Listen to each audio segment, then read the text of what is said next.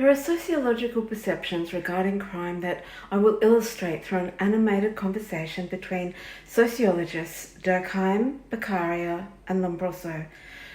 It is to demonstrate what the three key criminologists believed about crime and criminal activity. Beccaria said, "Sitting here in such splendour amidst a society formed under the conditions of law."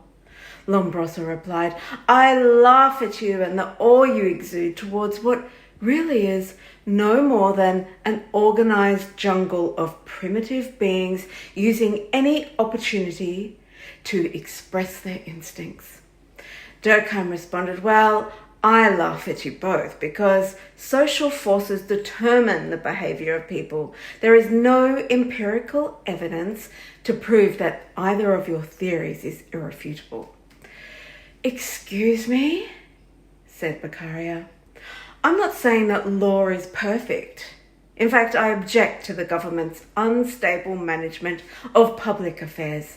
Yet it is through the law that the primitive instincts of Lombroso's supposed atavistic beings should be dissuaded from committing crime and causing social damage in the first place." Durkheim responded, "Whether or not you wipe out uncivilized humans or you develop the perfect law and government, crime will always exist. It is a normal factor of society." Beccaria was astonished.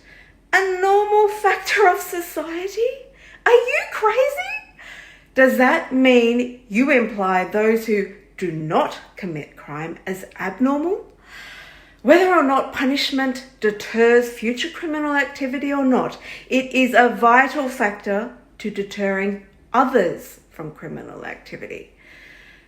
Lombroso replied, "One point that both you men fail to bring up is the cause of crime." Durkheim laughed. "Oh, Lombroso, do you think that the answer to the cause of crime will see criminal activity evaporate? Society needs crime. When an end to crime as we know it arrives, new crimes will be established and punished." Beccaria shook his head.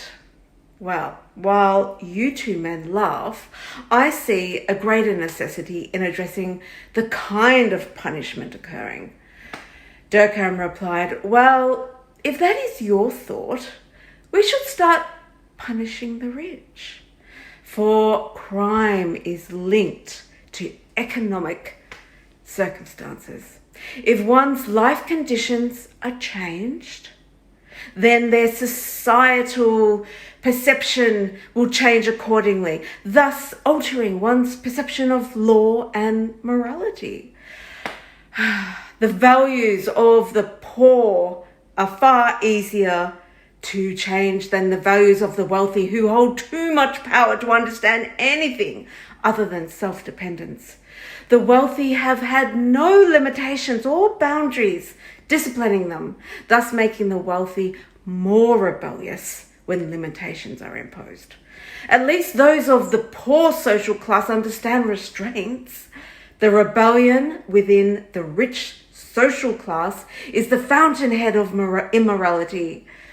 Beccaria said, "Yes, I support your statement, Durkheim.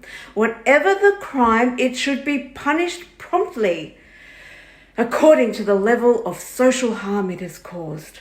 It is the fear of punishment that can act as a deterrent and prevent individuals from committing crimes."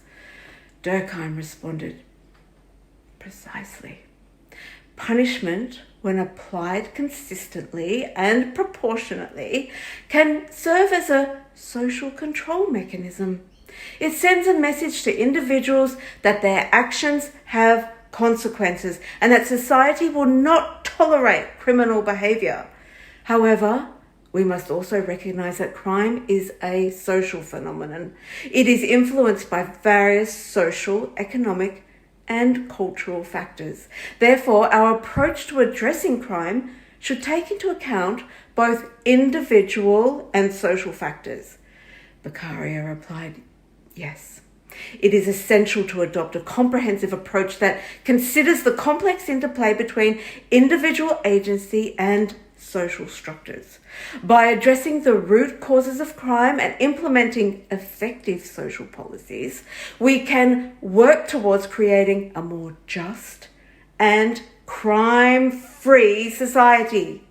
It was at this moment that a coked-up, intoxicated philosopher by the name of Ocean interrupted their conversation, claiming it is social expectations and discriminatory judgments that create criminals. With that, she climbed onto their table and began to dance, singing, "We can only understand what we are shown."